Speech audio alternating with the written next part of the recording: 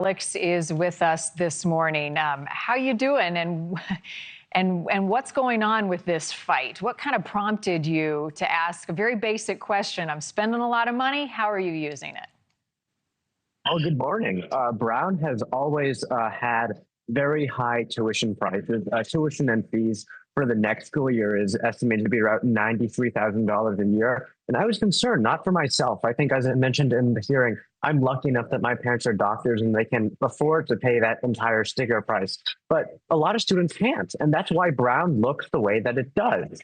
At Brown University, half the student body hails from the top 5% of Americans. And I think that's unmeritocratic because the Ivy League is supposed to be where the best and the brightest go. That's what meritocracy is supposed to be. But when it's just full of a bunch of rich kids, we're not doing our part to uphold the American dream. Did you get an answer, Alex, as to how tuition money is being allocated and spent? I didn't get an answer from any of these administrators, but Brown just released its latest budget report like last week. And we see that by far the largest category of expenditures, 43%, if I'm not mistaken, is employee wages, accounting for a total $818 million.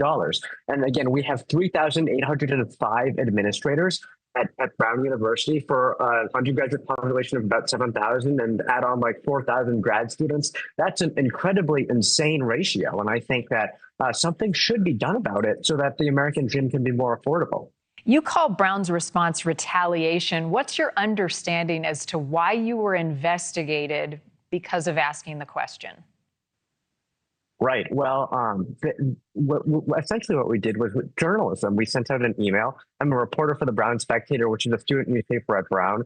And then they hit us with disciplinary charges, as I mentioned, emotional harm, invasion of privacy, misrepresentation. They eventually cleared us of those ones. But the ones that they actually had us sit before for a hearing was violating a technology policy and charged against the entire board of directors of the Brown Spectator, not just me, but my entire board, for allegedly violating Brown's trademark policy, for saying that we were the Brown Spectator, which we are, because they see that infringes on Brown's trademark, despite a broad doctrine of case law saying that that this is a permissible use case. And in the end, we were cleared. But it's clear that they didn't charge other student newspapers that have the word Brown in their name. It's clear that they came after us because we were reporting the rot that was going on, and they didn't like that very much. I would imagine, Alex, that this has sparked up quite a few conversations. What have been the responses that you have received, either in support or criticizing your move?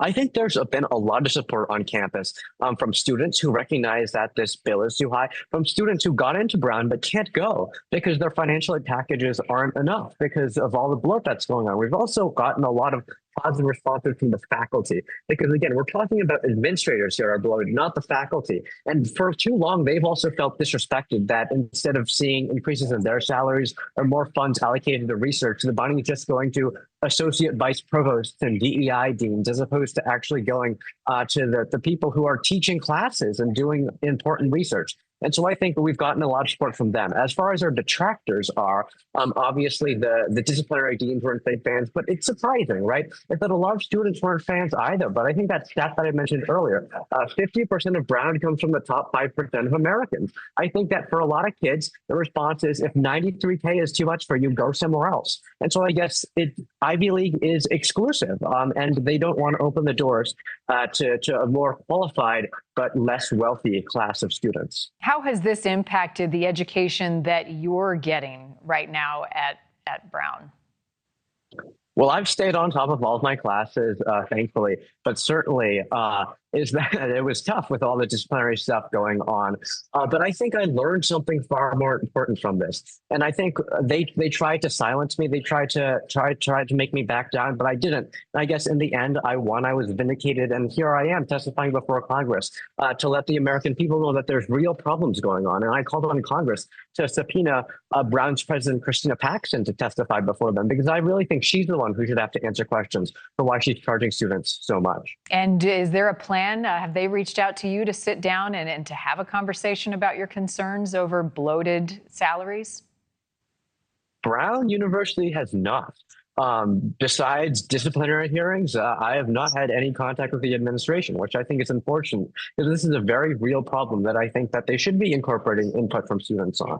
Thank you for watching. Subscribe below and download our NewsNation app right now on your phone, and you will get fact-based, unbiased news for all Americans.